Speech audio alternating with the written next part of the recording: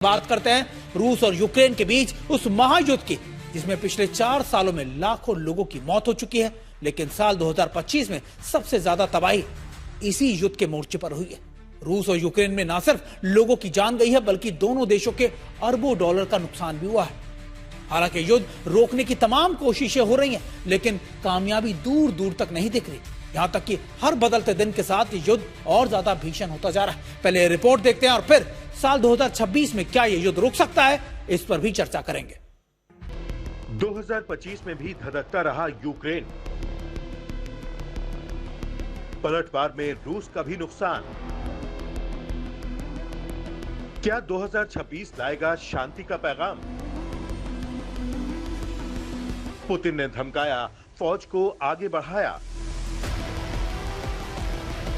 करीब 4 साल से चल रही रूस यूक्रेन जंग साल 2025 खत्म होते होते और भी भीषण होती चली गई है। रूस ने यूक्रेन की राजधानी पर मिसाइलों और ड्रोन का इतना जबरदस्त अटैक किया कि कई लोगों को अपनी जान गंवानी पड़ी, जबकि कईयों का अस्पताल में इलाज चल रहा है। साल 2025 के आखिरी हफ्ते में कीव पर हुए ताबड़तोड़ हमलों में 2 लोगों की जान चली गई, जबकि 2 बच्चों समेत 46 लोग गंभीर रूप से घायल हो गए। ज़ेलेंस्की ने दावा किया है कि रूस ने 40 मिसाइल और 500 ड्रोन से यूक्रेन की राजधानी को झुलसा कर रख दिया। हालात इतने बदतर हो गए हैं कि ठंड की मार झेल रहे कीव में बिजली गुल है और लोग हीटर और गर्म पानी के बिना रहने को मजबूर हैं। जान माल का नुकसान तो हुआ ही है। डोनेट्स्क, लुहांस्क और खेरसॉन के ज्यादातर इलाके रूसी सेना के कब्जे में जा चुके हैं, जिनकी वापसी की कोई गारंटी नहीं है।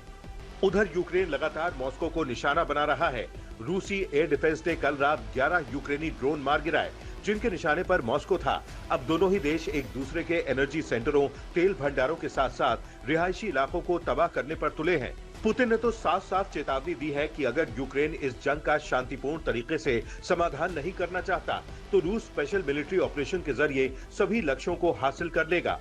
यूरोप के साथ के बावजूद यूक्रेन ने इस साल काफी कुछ खोया है। एक तरफ रूसी सेना उसकी जमीन कब्जाती चली जा रही है, तो दूसरी ओर अमेरिका ने भी उसकी कई उम्मीदों को तोड़कर टेंशन बढ़ा दी है। आज तक ब्यूरो।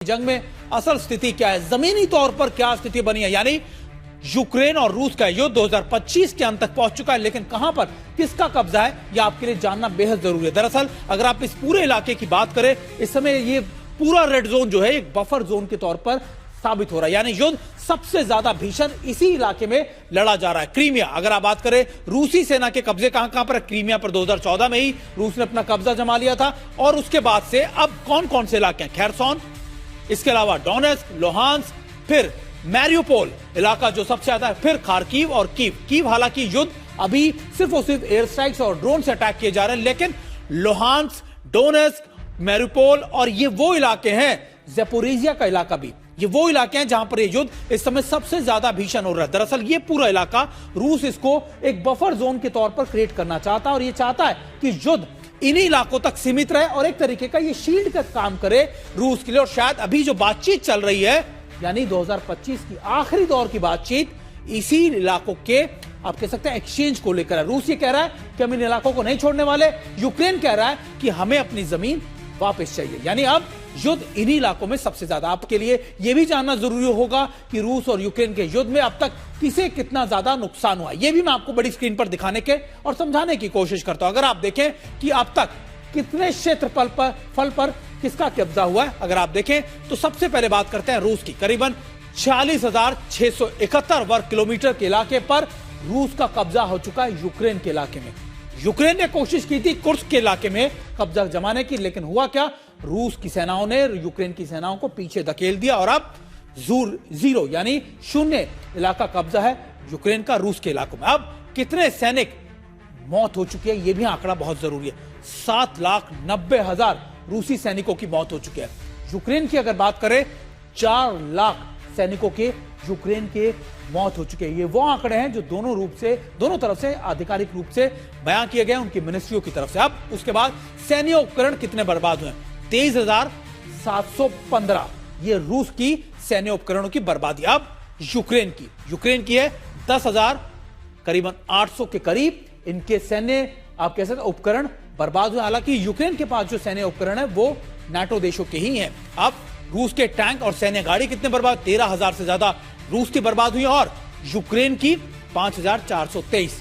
ये मैं आपको अब इसलिए बता रहा हूं क्योंकि आप समझ सके कि अभी दोनों को नुकसान कितना हुआ है। अब फाइटर प्लेन की बात करें, 353 के करीब नुकसान हुआ है रूस को, 192 यानी यूक्रेन को यह नुकसान पहुंचा है। इसके अलावा नौसैनिक जहाज यानी नौसेना में किसको कितना नुकसान हुआ है, 22 के करीब रूस के आप कह सकते हैं कि जहाज और 35 के करीब। अब इसके बाद लोगों की मौत कितनी हुई है, 7,175। वहीं यूक्रेन की 15,000 से ज्यादा लोगों की मौत हो चुकी है। अब लोगों का विस्थापन यानी जो उनको आगे जाना पड़ा या फिर उनको दूसरे देशों में जाना पड़ा, 8 लाख से ज्यादा जो लोग हैं रूस के विस्थापित करने पड़े और 1,06,00,000 यूक्रेन के लोगों को विस्थापित होना पड़ा। मेहमान हमारे साथ जुड़े हुए हैं, केजे सिंह सर भी है और संजय कुलकर्णी सर भी हमारे साथ जुड़े हैं। केजे सिंह सर, ये आंकड़े तो अपने आप में दिखाते हैं कि देखिए नुकसान तो रूस का भी हुआ है, लेकिन जो पोस्टरिंग या जिस तरीके के बयान या जिस तरीके की तैयारियां रूस की है वो ऐसा नहीं दिखाती कि रूस अभी भी रुकने का नाम लेने वाला है। सुमित, जय हिंद।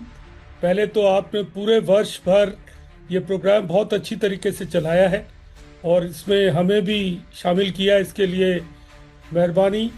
और जन कुलकर्णी साहब के साथ आने से तो जिसको कहते हैं सोने पे सुहागा की तरह से है, तो ये इसका एक एडेड एक फ्लेवर बन जाता है। तो आपका कहना बिल्कुल ठीक है, रूस एक बहुत पुरानी सभ्यता है जिसमें एक क्षमता है, जिसमें एक रेजिलियंस है, तो वो इतनी जल्दी से हार मानने वाला देश नहीं है। शुरू में रूस का जो प्लान था वो सक्सेसफुल नहीं हुआ, पर रूस ने अपने प्लान को बदला और जो रूस कर रहा है उन इलाकों में कर रहा है जहां पर जो लोग रहते हैं वो रूसी भाषा बोलते हैं, वो रूसी सभ्यता से जुड़े हुए हैं, तो उनकी सपोर्ट है उनके साथ। तो इसीलिए और जो यूक्रेन अपनी लड़ाई लड़ रहा है उसमें विदेशी शक्ति के ऊपर बहुत ज्यादा निर्भर है वो। उसका जो अपना स्टेमिना है वो लगभग खत्म हो चुका है। हालांकि यूक्रेन के नागरिकों को भी दाद देनी होगी, जिन्होंने टेक्नोलॉजी का इस्तेमाल किया, उनकी भी रेजिलियंस है। बिल्कुल बिल्कुल। संजय कुलकर्णी सर, हम ये बातचीत ऐसे दौर में कर रहे हैं जब अमेरिका की तरफ से या फिर आप कह सकते हैं कि आखिरी कोशिश की जा रही है डोनाल्ड ट्रंप की तरफ से नोबेल प्राइज के लिए, यानी कुछ भी हो जाए, युद्ध तो रुक जाए, नोबेल प्राइज अब मिले या अगले साल मिले ये बाद में तय कर लिया जाएगा। लेकिन अभी इंपॉर्टेंट ये है, जेलेंस्की की तरफ से कहा जा रहा है कि 90% तो जो चीजें हैं, शर्तें हैं वो ठीक है, 10% पर अभी भी उनका जो रवैया है वो बहुत ज्यादा अड़िग है। क्या आपको लगता है कि 2026 में वो 10% पे कोई सहमति बनेगी या फिर दोबारा से राउंड टेबल की बातचीत वहीं पर आकर रुक जाएगी? बहुत बहुत धन्यवाद सुमित जी। और जैसे केजे सिंह साहब ने समझाया बहुत अच्छी तरीके से कि पुरानी सभ्यता है, सब कुछ जानते हैं, रूस का पलड़ा आज भारी है। और खासकर अगर हम देखें डोनबास रीजन में, इसमें कोई शक नहीं कि डोनेट्स के इलाके में अभी भी यूक्रेन का कब्जा 10% इलाके पर है। लुहांस्क का तकरीबन पूरा इलाका रूस के कब्जे में है। जहां तक जापोरिजिया का सवाल है, 75% इनके हाथ में है। वैसे ही खेरसोन का इलाका और थोड़ा बहुत खार्किव में, सुमी में, ओडेसा में रूस का है।